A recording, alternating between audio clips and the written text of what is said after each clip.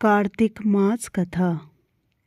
पौराणिक कथा के अनुसार जब देवर्षि नारद श्री कृष्ण से मंत्रणा करके चले गए तब हर्ष से गदगद होकर सत्यभामा ने अपने पति श्री कृष्ण से कहा, हे स्वामी, मैं धन्य हूँ, मेरा सफल जीवन धन्य है।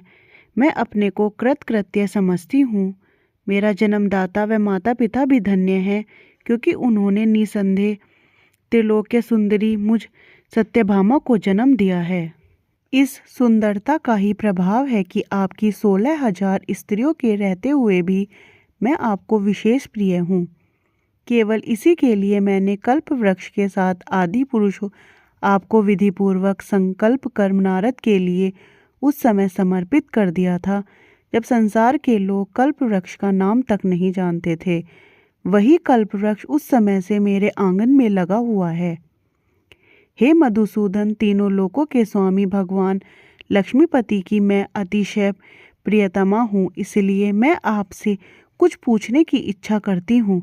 यदि आप चाहते हैं तो मेरे प्रश्न का उत्तर विस्तार पूर्वक मुझसे कहिए, जिसे सुनकर मैं अपना कल्याण करूँ, जिससे कल्प पर्यंत भी मेरा एवं आपका वियोग कदापि न हो। श्री सूत जी ने कहा। इस प्रकार अपनी प्रियतमा सत्यभामा की बातें सुनकर श्री कृष्ण जी मंद मंद मुस्काने लगे। सत्यभामा का हाथ अपने हाथ में लेकर हास परिहास के साथ कल्प वृक्ष के नीचे पहुँचे और उस स्थान से सब सेवकों को हटा दिया। सत्यभामा की ओर देखकर हंसे, पूछा कि सत्यभामा भगवान के इस अनुराग को देखकर संतुष्ट और पुलकित हो गई और कृष्णचंद्र जी भी सत्यभामा को देखकर गदगद हो गए। श्री भगवान ने कहा कि हे देवी, वास्तव में इन 16,000 स्त्रियों के रहते हुए भी तुम मुझे प्राण के तुल्य प्यारी हो।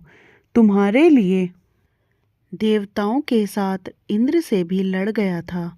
हे प्यारी, जो तुम मुझसे पूछना चाहती हो तो वह बड़ी ही अद्भुत बात है। तुम्हें मैं जो किसी को न देने वाली बहुमूल्य वस्तु को भी दे देता हूँ, न करने वाला काम भी करता हूँ, छिपाने वाली बात भी कह देता हूँ, तो फिर मुझसे पूछने की आवश्यकता ही क्यों थी? तुम्हारे मन जो प्रश्न हो पूछो, मैं कहूँगा। सत्यभामा ने कहा, हे नाथ, मैंने पुनर्जन्म में कौन सा दान, व्रत अथवा तपस्या की थी, जिसके प्रभाव से मैं संसार में पैदा होकर भी संसार की बाधाओं से मुक्त हूँ और आपकी अर्धांगिनी हूँ। सर्वदा गरुड़ पर सवार करती हूँ आपके साथ। इंद्रादिक देवताओं के यहाँ आपके जाने पर आपके साथ मैं भी जाती हूँ। यही मैं पूछती हूँ कि मैंने उस जन्म में कौन सा शुभ कर्म किया है, पुनर्जन्म में कौन थी, मेरा कैसा स्वभाव था और मैं किसकी पुत्री थी। श्री कृष्णचंद्र जी ने कहा, हे प्रिय, तुम सावधान होकर सुनो। मैं तुम्हारे पुनर्जन्म की कथा कहता हूँ। उस जन्म में तुमने जिस पवित्र व्रत को किया था सो बतलाता हूँ। जबकि सतयुग का अंत हो रहा था, उस समय मायापुरी में एक अग्निगोत्र वाला देवशम नामक ब्राह्मण निवास करता था। वह समस्त वेदों तथा वेदांगों में पारंगत, अतिथि पूजक, अग्निहोत्री तथा सूर्य नारायण का व्रत करता था। सर्वदा सूर्य देव की उपासना करने के कारण वह दूसरे सूर्य की भांति देदीप्यमान था। उसको वृद्धावस्था में गुणवती नाम की एक कन्या उत्पन्न हुई। देव शर्मा को उस पुत्री के अतिरिक्त कोई संतान नहीं थी। उसने अपनी पुत्री का विवाह अपने एक शिष्य चंद्र के साथ कर दिया। पुत्र विहीन देव शर्मा अपने शिष्य चंद्र को अपने पुत्र के समान मानते थे और जितेंद्रिय चंद्र भी देव शर्मा को अपने पिता के सदृश समझता था। एक दिन चंद्र और देव शर्मा दोनों कुश और समीधा लाने के लिए वन में गए और इधर उधर घूमते घूमते हिमालय के समीप एक उपवन में पहुंच गए। तब उन्होंने एक विकराल राक्षस को अपनी ओर आते हुए देखा। उसे देखकर ये दोनों भय से व्याकुल हो गए। शरीर के अंग शिथिल हो गए और वे भागने में असमर्थ हो गए। यम स्वरूप उस राक्षस क्षेत्र के प्रभाव और उन दोनों के धार्मिक स्वभाव के कारण उन दोनों को बैकुंठ धाम में पहुंचाया। जीवन भर उन दोनों ने जो सूर्यदेव की आराधना किया, उसी से मैं उन पर प्रसन्न था।